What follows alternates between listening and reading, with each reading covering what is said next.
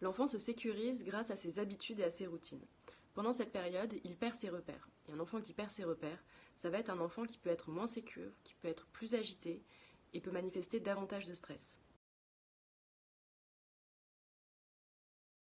L'enfant a besoin, pour se stabiliser et s'adapter, de recréer des routines, de connaître l'organisation de ses journées. Ce qui peut être également très utile pour se repérer dans le temps et visualiser le temps qui passe lorsque les journées sont longues, comme en période de confinement.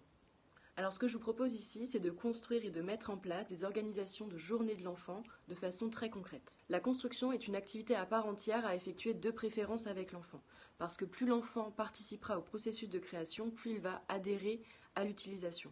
Vous pouvez prendre un grand carton, un calendrier, enfin ce que vous avez à la maison, et organiser les différents temps de la journée. C'est-à-dire qu'on va avoir plusieurs tas d'étiquettes. Premier tas, les jours de la semaine.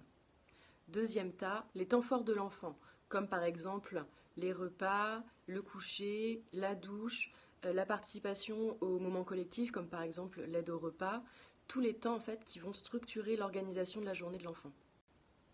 Vous allez avoir un troisième tas avec les activités que l'enfant peut effectuer dans la journée.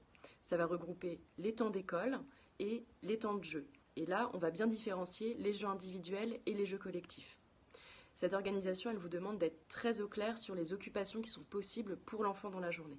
Vous pouvez effectuer un quatrième tas avec les activités des parents, par exemple le télétravail, ce qui permettra à l'enfant d'intégrer aussi que les parents sont plus ou moins disponibles en fonction du moment de la journée. L'objectif, c'est que l'enfant décide avec vous, selon l'âge, l'organisation de sa journée en variant les temps. On va coller en premier le jour de la semaine. Ensuite, on va coller les temps qui vont structurer visuellement l'organisation de la journée de l'enfant. Par exemple, le petit déjeuner, la douche, le dîner, la routine du soir. Ensuite, on va coller les activités de l'enfant. Par exemple, là, les temps d'école. Ensuite, un jeu individuel. Par exemple, Lego, jeu de construction, déguisement, ce que l'enfant souhaite.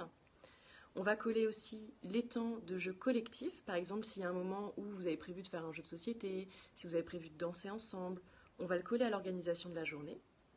Et vous pouvez du coup coller également vos étiquettes à vous. C'est-à-dire, par exemple, pendant que toi, il y a école ou pendant que tu fais ton jeu individuel, je vais coller à côté télétravail. C'est-à-dire que l'enfant va pouvoir voir et va s'attendre à ce que pendant cette période-là, vous soyez un petit peu moins disponible pour lui et du coup ce sera normal. Comme vous avez convenu cette organisation ensemble, il y a plus de chances qu'il puisse y adhérer, qu'il y ait moins de surprises et que du coup il puisse s'occuper seul pendant cette période-là. Le planning permet à l'enfant de se repérer dans le temps, c'est-à-dire qu'on peut lui dire « Regarde, il est 14 heures, on a déjà fait tout ça, voilà ce qu'il nous reste à faire aujourd'hui », ce qui va l'aider à visualiser le temps qui passe et du coup à limiter le sentiment d'ennui. Et il est plus facile de suivre une organisation décidée le matin plutôt que d'improviser au fur et à mesure de la journée, au fur et à mesure des ressentis de l'enfant. On dit que ça va limiter la charge mentale de l'adulte.